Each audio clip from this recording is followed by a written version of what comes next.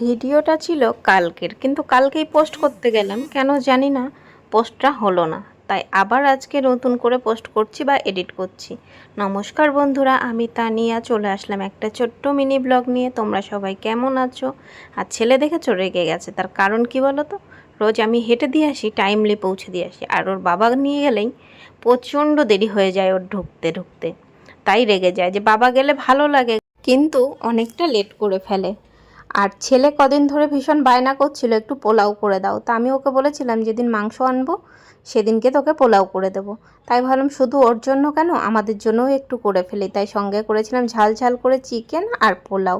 তবে খেতে বেশ ভালো হয়েছিল। আর পোলাও তোমরা যারা নতুন রান্না করছো তাদেরকে বলবো, পোলাওয়ের চালটা যতটা বেশি করে ধুয়ে নেবে ততটা পোলাওটা বেশি ঝরঝরে হবে। তবে আমি জানি আমার থেকে তোমরা অনেকেই আছো খুব ভালো রান্না করো, কিন্তু যারা জানো না বা পারো না তাদেরকেই বললাম।